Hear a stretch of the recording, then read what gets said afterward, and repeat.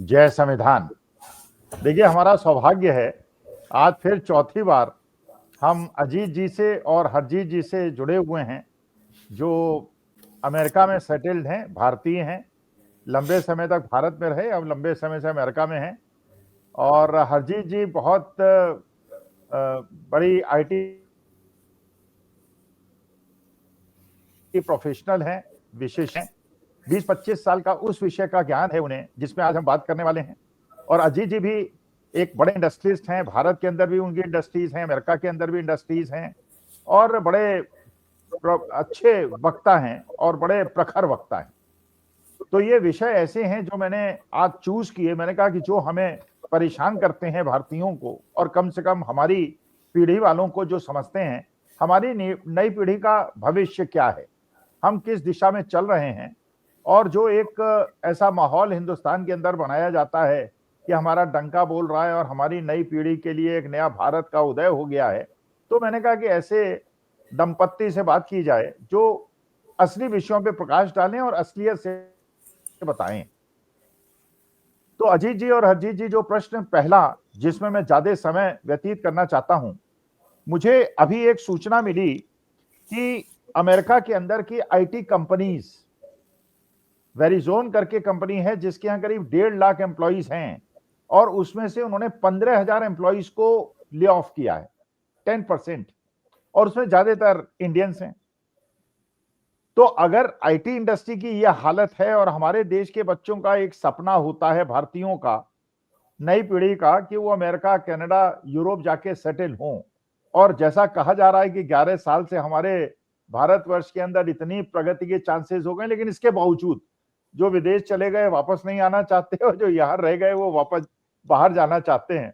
तो इससे एक मैनेजमेंट साइंटिस्ट की तरह मुझे समझ में आता है वास्तविकता क्या है और कहा क्या जा रहा है। तो सबसे ज्यादा जो परेशान आज की तारीख मुझे कर रहा है कि जब से डोनाल्ड ट्रंप साहब आए, अभी तो सुना है ट्रेड डील भी हो गई है, जिसमें जो डेयरी प्रोडक्ट्स हैं उनके इंपोर्ट पे भारत ने 0% टैक्स कर दिया है।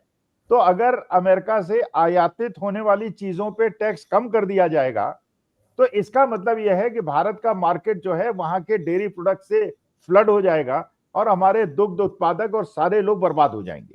लेकिन चलिए, अब नीतियां हैं, टैरिफ से बचने के लिए ट्रेड डील जैसे बड़े परेशानी को बुलाया है, तो कुछ सोच समझ के ही मोदी जी ने बुलाया होगा, हम तो यही कह सकते हैं। लेकिन जो डोनाल्ड ट्रंप के आने के बाद जिस प्रकार से परिवेश बदल रहा है, और हमको लग रहा है कि भारतवर्ष का जो एक भूमिका थी वो भूमिका उसको नहीं मिल रही है, और हमारे युवाओं के साथ बड़ा अपमानजनक व्यवहार हो रहा है। यहां तक ये भी देख के बड़ा खराब लगता है, 4-5 ऐसी महिलाएं शॉप लिफ्टिंग में पकड़ी जा रही हैं मॉल्स के अंदर, और उसके बाद जिस प्रकार उनकी बेइज्जती हो रही है, और जिस प्रकार से हमको लगता है कि वो जिस तरह से उनको ट्रीट कर रहे हैं, हमको लगता है हमको ट्रीट कर रहे हैं। तो क्या परिस्थिति ऐसी बन गई है कि लोग बदहाल हो गए हैं, उन्हें नौकरियां नहीं मिल रही, उनके घर के खर्चे नहीं चल रहे भारतीयों के, इसलिए वो शॉप लिफ्टिंग कर रहे हैं, इसलिए उन्हें डिपोर्ट किया जा रहा है। तो मेरे देश के जो युवा हैं, जो अमेरिका जाना चाहते हैं, सेटल होना चाहते हैं, उनके लिए आपकी क्या राय है? बदलते हुए परिवेश में अमेरिका की परिस्थिति को देखते हुए हमारे युवाओं को क्या करना चाहिए, क्या नहीं करना चाहिए, अमेरिका जाके क्या करना चाहिए, नहीं करना चाहिए, जिससे हमारी जो पुरानी छवि थी 70 साल की वो बनी रहे, और 11 साल से अब इंप्रूवमेंट हुआ है, डिटोरिएशन, वो भी मैं आपसे सुनना चाहूंगा। तो पहले अजीत जी, फिर हरजीत जी, या हरजीत जी चाहे तो पहले, जैसा आप लोग उचित समझें। नमस्कार अखिल जी, आपके सारे दर्शक साथियों को, और जय संविधान। तो मैं आपको थोड़ा ब्रीफ कर दूं कि हरजीत तो मतलब इसमें इसकी एक्सपर्टाइज और एक्सपीरियंस आईटी का मेरे से ज़्यादा है, क्योंकि मैं 11 साल में आईटी कंसल्टिंग में था। मेरा डोमेन जो था वो डिलीवरी का था, मतलब mainly I was in large programmes, मतलब जो प्रोजेक्ट्स, मल्टीपल प्रोजेक्ट्स हो जाते हैं ना बड़े आईटी कंपनी के, तो उसको प्रोग्राम कहते हैं। तो मैं उसको हेड किया करता था। अच्छे 100-150 मिलियन डॉलर के प्रोग्राम मैंने संभाले हैं, डिलीवर किए हैं। तो हमें दोनों को ही काफ़ी नॉलेज है, लेकिन मैं पिछले अब 7-8 साल से जो है वो थोड़ा सा मैंने उसको कम कर दिया है। तो आपका जो पहला सवाल है कि यहाँ पे नौकरियाँ और जो हमारे बच्चे वहाँ से आए हुए हैं यहाँ पे या जो आना चाहते हैं उनका भविष्य क्या है। एक तो मैं आपको बता दूं कि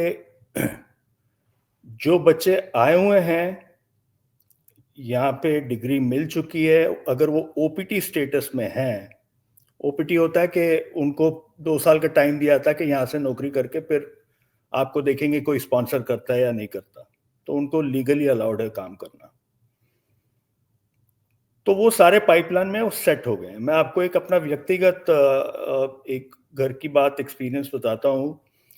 मेरे एक बिजनेस एसोसिएट है जो जितना ही मेरा एक्सपोर्ट की शिपमेंट्स हैं, शिपिंग का काम है, वो सारा संभालते हैं। आपके फरीदाबाद में ही बैठे हुए हैं हस्बैंड वाइफ, बहुत नहायत ही शरीफ लोग। अभी पीछे लास वेगस में एक कन्वेंशन कॉन्फ्रेंस हुई थी तो आए थे, तो मैंने मेरे घर पे आए थे तो बताया उनका बेटा जो है वो यहाँ पे मशीन लर्निंग और एलएलएम एआई में, LLM is large language modelling, और मशीन लर्निंग में उसने उसकी डिग्री ख़त्म हो गई है। तो वो उसने इंटर्नशिप ले ली, फिर नौकरी ढूंढ रहा था। तो ये बीच में जब H1B का और ये सारी चीज़ें तकलीफ़ें आई हैं, तो उन्होंने कहा कि हम बेटे को वापस बुला लेते हैं। तो मुझे फ़ोन आया कि 18 अक्टूबर को बेटे को हमने उसकी टिकट बुक करा दी है। मैंने कहा क्यों जल्दी कर रहे हो? हम भी थोड़ा कोशिश कर रहे थे उसको कोई इंटरव्यू वगैरह मिल जाए, कोई जॉब का बंदोबस्त हो जाए। तो मैंने कहा कि उसका टाइम कितना है उसके पास? कहते हैं कि 18 दिसंबर तक का टाइम है कि 16 दिसंबर तक का। तो मैंने कहा 15 तारीख तक नहीं मिले तो फिर वापस चला जाए। मैंने कहा अभी नहीं बुलाना, तो फिर उन्होंने एक्सटेंड कर दिया। ये 2 हफ्ते पहले बात हुई। इसको हरजीत जी को भी फोन आया, मुझे भी उनकी मदर का फोन आया, मेरी छोटी बहन जैसे है। तो वो कहते कि उसकी जॉब लग गई, उसका अपॉइंटमेंट हो गया और परसों चौथ से मेरे ख्याल से शायद इज दैट राइट, 2 हफ्ते 10 दिन पुरानी बात है, उसकी जॉब लग गई। तो पाइपलाइन में था। जल्दबाजी नहीं करें बच्चे अपना, हाँ ओवर स्ट्रे ना करें, चले जाएं कोई बात नहीं, फिर कोशिश करें। लेकिन ऐसी बात नहीं है कि बिल्कुल जॉब ओपनिंग्स खत्म हो चुके हैं। ये जरूर है क्योंकि हमारा ये 4th क्वार्टर चल रहा है, आपका तो 3rd क्वार्टर चल रहा है ना, आपका मार्च में क्लोजिंग होती है। यहाँ पे फिस्कल जो है ईयर, वो फाइनेंशियल ईयर अमूमन ज्यादा से ज्यादा कंपनियों के 31 दिसंबर होता है। तो इतने ऑप्शंस नहीं है, लेकिन जिनके पास हुनर है वो सेट हो जाते। एक बार पाइपलाइन में आ गए, आप क्राइम ना कीजिए, आपको रास्ता देगा कोई ना। ये कंट्री इनाम देती है अगर आपके पास कुछ आप सक्षम है, आपका कोई स्किल है तो वो देती है। तो इसलिए अपना दिल छोटा ना करें और काम करते रहे। ब्रिलियंट इंटेलिजेंस ही है हमारे हिंदुस्तानी बच्चों का, जो वहां से भी आते हैं ना। अब हम सोचते हैं कि वहां से आप पढ़ने के लिए भी कैसे आए, कैलकुलेटेड रिस्क होगा उसमें। ये जरूर है कि जैसे लोअर मिडिल क्लास या मिडिल क्लास जो है, उनके पास वो फिर कर्जा लेके यहाँ भेजते हैं बच्चों को पढ़ने के लिए। तो वो कैलकुलेट कर लें कि भाई एक तो डॉलर जो है, रुपी डिवैल्यूएशन अगर होता है, ये भी हमारे घर की कहानी है। मैं आपको बताता हूँ, मेरा साला है, उसने अपने बच्चे को तभी 79 79-80 रुपए डॉलर था, कनाडा भेज दिया। तो जो 3-4 साल में उसने डिग्री जो हासिल करनी थी, बढ़ते बढ़ते 85, 86, 87, 88, तो वो तो बजट तो हिल जाता ना। जिनके पास है पैसा वो बेधड़क होके भेजे, क्योंकि उधर के बच्चे बहुत स्मार्ट है, बहुत इंटेलिजेंट है, क्योंकि उनके एजुकेशन का जो फाउंडेशन है हमारे स्कूलों का, इंडिया में जो मिडिल अपना जो पब्लिक स्कूल्स हैं, मिशनरी स्कूल्स हैं, थोड़े बहुत सरकारी स्कूल भी हैं बड़े शहरों में, जिनमें से बच्चे निकल के आते हैं और वो इतना कामयाब होते हैं यहाँ आके कि ठीक है, थोड़ा सा कल्चरल हो जाता है उनको इनिशियली आने में, तो वो ट्यून भी बड़ी जल्दी हो जाते हैं, वो पकड़ लेते हैं सारी चीज, कैसे लेफ्ट हैंड ड्राइव गाड़ी चलानी है, कैसे भाषा करनी है, थैंक यू सॉरी बोलना भी उनको बहुत बढ़िया से आ जाता है, क्योंकि अदरवाइज तो इंडिया में थैंक यू सॉरी तो है ही नहीं है किसी को। तो ये चीजें जो है, ये हमारे बच्चे बहुत जबरदस्त, वो ये सिफ्त है उनकी, और उनको कोई इस तरह से ये डर के भी हमारा पता नहीं आगे क्या होगा, वहां पे मिलेगा नहीं मिलेगा, कोई दिक्कत नहीं है, आप आइए, ये कंट्री देती है, अगर मेहनत करने वाले हो तो देगी। यहाँ से वहां से अनपढ़ कई आ जाते हैं, कितने आए हैं जब फार्मर्स को उन्होंने ओपन की थी यहाँ पे, वो भी आके यहाँ बड़े बड़े धना सेठ बने हुए हैं। तो यहाँ पे मेहनत की आपको वो सफलता का वो एक अपॉर्चुनिटी मिलती है और फिर उसका फल भी मिलता है। ये नहीं कि मतलब गधा मजूरी नहीं है यहाँ पे, यहाँ पे आप कामयाबी छू सकते हैं।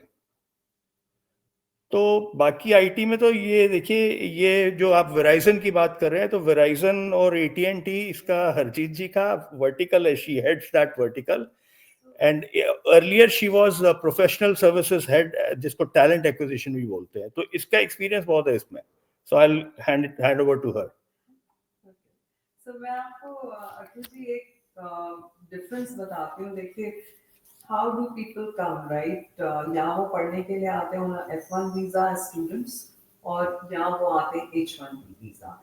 तो दोनों वीजाज में इस वक्त डाउनफॉल भी है एंड एडवांटेजेस भी है। Mute.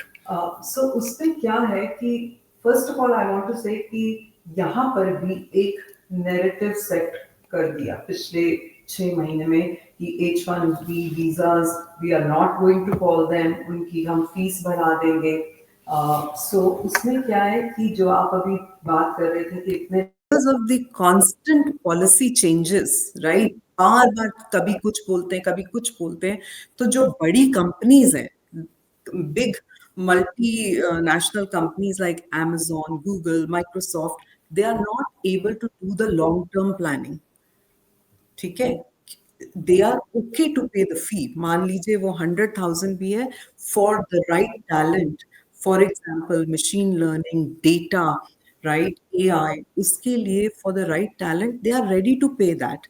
But because of the constant policy changes, they are unable कि भाई long term planning कैसे करें।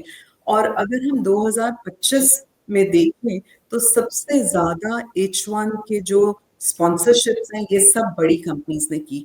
अब इसमें भी आपको मैं बताती हूँ कि पिछले as compared to previous years, right, जो जितनी छोटी इंडियन कंपनीज होती हैं लाइक मिड लेवल कंपनीज, वो सब H1 स्पॉन्सर करती थी, ठीक है? But and they were acting as the middle man कि भाई वो H1 स्पॉन्सर करती थी and then they would send those candidates to companies like Amazon, Google, Microsoft or whatever other companies. They were acting as the middleman and they were actually eating the cream, to be honest with you, because यहाँ पे जब आप किसी को H1 पे बुलाते हैं तो the labor department here has a stipulated salary कि तुम्हें इस लेवल के इंसान के लिए ये वाले पर्टिकुलर स्किल सेट के लिए, मान लीजिए कोई डेटा का है, तो आपको लेट्स से 120,000 सैलरी देनी पड़ेगी in dollars for the year. तो उसमें क्या होता था, because things were not that strict and these smaller companies were bringing people, sometimes they would pay less, they would not be compliant with the labor laws, और जो H1 पे आ रहे हैं उनको कम दे के they were acting as the middleman basically। अब क्या वो eliminate हो गया because वो छोटी कंपनीज में अब इतनी हिम्मत ही नहीं है कि वो 15 लोगों का स्पॉन्सर कर सके at 100,000 fee या whatever। So now that, so what I want to say is, the point is जो अब H1 के लोग आएंगे, they will actually be in a very better shape in terms of getting the opportunity because they will get paid at a very high level, whatever is stipulated by the labor laws। And but उसके साथ साथ मैं ये कहना चाहूंगी, क्योंकि जो green card का बैकलॉग है वो इंडियंस के लिए डेकेड्स में जा रहा है, इतना बैकलॉग है।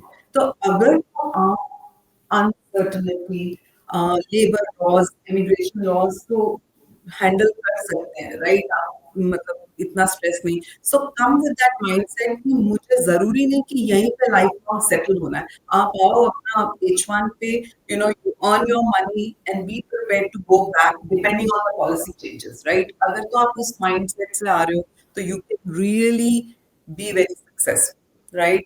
अगर जी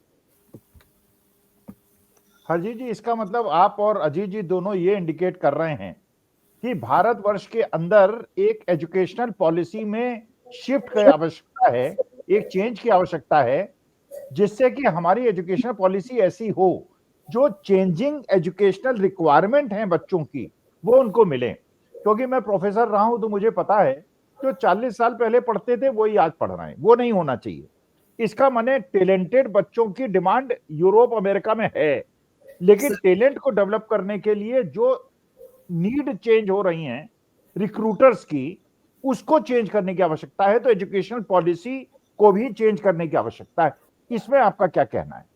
जी, बिल्कुल, आपने बिल्कुल सही कहा। सो बेसिकली अब पहले क्या था कि जो लोअर लेवल के जॉब्स थे उनके लिए भी H1 पे लोग आ रहे थे, कुड बी एनीथिंग, जैसे एडमिन जॉब है, you know, that is not going to be possible. अब people who will be able to come on H1, जिनको sponsorship मिलेगी, they will be people with the emerging new technologies such as AI, right? Machine learning, data में, cloud computing में, वो सारी जो new technologies हैं, पहले क्या है, इंडिया में सबने अपना वो कर लिया, सॉफ्टवेयर डेवलपमेंट में कर लिया, and everybody would be able to come here as a developer. That is not the case anymore. There has to be a shift in the educational system where people need to अपने masters करें उसमें cloud में, AI में, and उसमें क्या होगा कि जो यहाँ पे लॉटरी सिस्टम है H1B का, वो मैं 2026 के लिए भी same lottery system is in place. But पहले क्या होता था कि उसमें ये रहता था कि can I be selected? मन में ये क्वेश्चन होता था। Now the question will be, am I even qualified at all to be considered? So again, that shift in the education has to be there, but people who will get selected, they will really be very successful. Not that कि पहले successful नहीं थे, पहले भी बहुत, लेकिन अब वो जो पैराडाइम है ना, वो शिफ्ट हो गया है कि भाई सब लोग को तो मिलने वाला नहीं है। बिकॉज आप देखिए, अगर Amazon या माइक्रोसॉफ्ट या गूगल या कोई भी बड़ी कंपनीज अगर स्पॉन्सर करेंगी, वो कोई एडमिन जॉब के लिए क्यों 100,000 की फी देंगी, right? They will only want the top most talent from India now. So that's the biggest shift. Coming to student visa, मैं थोड़ा सा उसमें डिफर करती हूँ। जो स्टूडेंट्स यहाँ पे आ चुके हैं वो अलग बात है, लेकिन for new students it may not be that easy कि आपको जब पढ़ने के बाद आपको जो OPT स्टेटस मिलता है, इमीडिएटली शायद जॉब्स नहीं मिले। सो ईदर बी प्रिपेयर्ड कि मैं सिर्फ पढ़ने जा रहा हूँ या जा रही हूँ, पढ़ के मैं वापस इंडिया चले जाऊंगा। आई मीन, बिकॉज उसमें क्या है कि H1 में तो they are getting the top talent, right? Student visa में it is a mix, right? Somebody could be studying something, कोई कुछ पढ़ रहा है। It is not necessary कि सबको job की opportunity मिलेगी। I am being very very candid and honest कि अगर कोई भी हमारी बात सुन रहा है तो because experience है, इस चीज में काफी देर काम भी किया है, तो मैं तो ये रोज देखती हूँ, सुन रही हूँ, देख रही हूँ, इसलिए मैं कह रही हूँ कि। और आप बात कर रहे थे शॉपलिफ्टिंग की, राइट? इतने इंसिडेंट्स हुए हैं। क्या अभी पीछे एक इंसिडेंट हुआ, एक स्टूडेंट वॉलमार्ट में, I think she was cot, और सोचिए कि वो क्या उसने लिया, एक ब्लैंकेट, एक कोई खाने की चीज का jar. I mean it was so bad. पता नहीं उसकी क्या प्रॉब्लम रही होगी, या may be she just made a bad choice. But इस तरह के इंसिडेंट्स इतने ज्यादा हो रहे हैं यहाँ पे कि पीपल आर शॉपलिफ्टिंग। इतना वो एक अगेन वो नैरेटिव सा सेट हो रहा है कि oh Indian, okay, let's make sure she has the receipt और वट एवर। ये मैंने खुद अभी परसों I had gone to do some shopping. The way they were looking at people just because you are an Indian, because वो generalize हो जाता है ना सब। अगर थोड़े से भी केसेस होते हैं तो then people, specially now with the narrative कि यहाँ पे एक तो ये नैरेटिव सेट हो गया कि इंडियंस ने हमारी जॉब्स ले ली हैं, they have just taken our jobs, which is really not true. तुम्हारे पास talent ही नहीं है तो तुम क्या करोगे? That's why people who are coming from India have been very successful. और क्यों successful हुए हैं? दो बातों के लिए, एक तो they are educated, second हमारे work ethics are very strong. हम मेहनत करते हैं, कोई भी इंडिया से आता है and we are all very good learners. तो उसमें क्या है कि यहाँ पे अब वो with all this new administration that narrative has been set कि they have taken our jobs, so they need to be out. And that's why आप ये जो हम सुन रहे थे पिछले 6 महीने से कि हम H1 बंद कर देंगे, ये कर देंगे, but then they realised, people revolted कि अरे हमारे पास तो टैलेंट नहीं है, तो we need to get H1s. And then they said कि हम अपनी फीस बढ़ा देंगे. Okay, then the multinationals are saying, ठीक है, we will pay for it, but we need the right talent. Ji, you wanted to say. मैं दो चीजें ऐड करना चाहूंगा. एक तो है जो स्टूडेंट्स और स्किल, वो तो इंडिया को अपना एजुकेशन को थोड़ा उनको अपनी एंटी आप करनी पड़ेगी, क्योंकि अब जो स्किल सेट चाहिए है, कोई डिग्री नहीं है एआई की. वहाँ पे कोई डिग्री कॉलेज है, कोई एआई की फैकल्टी है वहाँ पे, बड़े बड़े कॉलेजेस में, चलो ठीक है आईआईटी में होगा. जो नॉर्मल बच्चे कॉलेजों में जा रहे हैं, जिन्होंने कंप्यूटर साइंस लिया है, उनको भी चलो ठीक है थोड़ा, लेकिन you have to have specialised certification, specialised diplomas, degrees, वो करनी पड़ेगी. आप वो हमारे गृह मंत्री जी बिहार में जाके कहते हैं एआई का हब बना देंगे. अरे एआई का हब बनाओगे आप बिहार में, ले जाइए यहाँ से सैम ऑल्टमैन और बिल गेट्स और सत्य नडेला को ले जाइए वहाँ अपना बक्सर में या अपना भागलपुर में, दिखाइए कि ये जगह हम यहाँ पे एआई हब बना रहे हैं. वो बेचारे देखते देखते कोई पीछे से सांड आके सिंह मार रहेगा तो उनकी कमर तोड़ेगा, तो आपका एआई क्या करेगा उनका? वो फिर स्ट्रेचर पे बैठ के बोलेंगे यार 50-100 करोड़ रुपया हमारे से ले लो, पहले मवेशियों का बंदोबस्त करो, एआई की बात में करना. तो ये बड़ा सीरियस टॉपिक है. इनको ये ऊपर लाना. चाइना कहाँ पहुंचा? जी अजीत जी और हरजीत जी दोनों, मैं एक प्रश्न पूछना चाहता हूं. जो हम लोग एजुकेशनल पॉलिसी में शिफ्ट, क्योंकि मैं टीचर रहा हूं, मेरे फादर भी इलाहाबाद यूनिवर्सिटी में प्रोफेसर थे, और मुझे बचपन से लगता था उनकी कितनी इज्जत है. इतनी ज्यादा इज्जत थी जो किसी प्रोफेशन में नहीं है. तो मेरे को भी एक प्रेरणा थी कि मैं भी अध्यापक बनूं. लेकिन आज के तारीख में जो सबसे बड़ी मुश्किल हिंदुस्तान के अंदर हो गई है, जो हमारे अध्यापक हैं वो अध्यापक बनते हैं जिनको कोई नौकरी नहीं मिलती.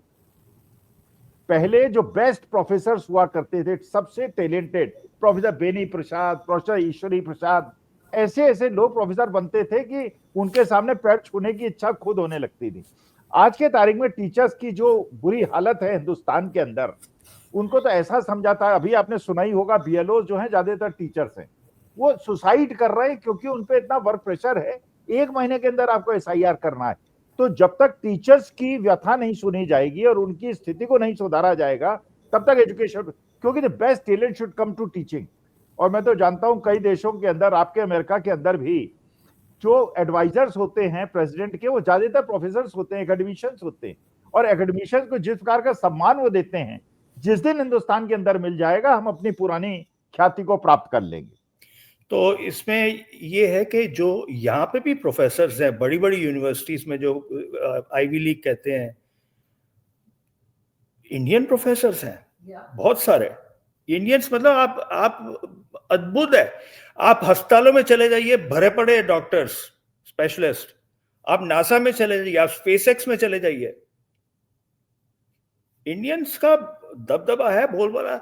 और ये जो कह रहे हो ना कि ये इनको ईर्ष्या है इनको थोड़ी सी, और कुछ नहीं है. बड़ी बड़ी गाड़ियां हैं हिंदुस्तानियों के पास, बड़े बड़े घर हैं, अच्छे पैसे हैं, बच्चे जो है इनके अच्छे स्कूलों में तालीम लेके बड़े बड़े कॉलेजों में जाके फटाफट उनकी नौकरी पहले लगती है.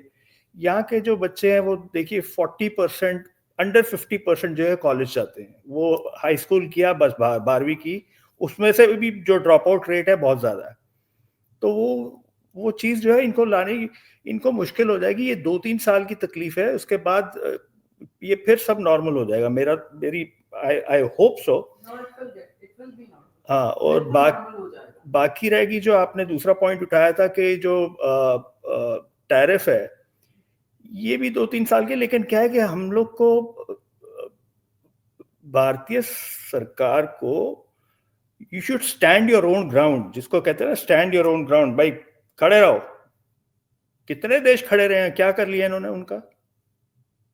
आप अब मक्का, एथेनॉल, इनको चारा, कपास, हर चीज के लिए ओपन कर दोगे। डेयरी खोल दिया तो समझ लो फिर बर्बादी के उल्टी गिनती शुरू हो चुकी है। आपको नहीं करना चाहिए, नहीं करना चाहिए। अभी तक चल ही रहा था ना। अच्छा, एक प्रश्न जो मैं और पूछना चाहता हूं, 5-7 मिनट के अंदर उसको हम निपटाएंगे, कि भारतवर्ष के अंदर आपने कल देखा 272 इंटेलेक्चुअल्स ने राहुल गांधी को लेटर लिखा, 5 करोड़ कांग्रेस के सपोर्टर्स ने राष्ट्रपति को लेटर लिखा एसआईआर के बारे में और चुनाव में धांधली होते हुए। तो मेरा, आप अमेरिका में बैठे हुए हैं, वहां के आपकी जो फ्रेटर्निटी वो क्या सोचती है? अरे ये सारे प्रश्न व्यवहार करने के बजाय, पत्र व्यवहार करने के बजाय, अगर इलेक्शन कमिश्नर जो राहुल गांधी ने आरोप लगाया उसकी इंक्वायरी कर दे तो क्या मामला है? फिर क्या परेशानी है? नहीं, ये जो है ना, ये 272 डिग्नेटरीज ने, जो बड़े बड़े जस्टिस हैं, फॉर्मर डीजीपीज हैं, आईपीएस हैं, फौजी हैं, ये किसी के कहने पे कर रहे हैं।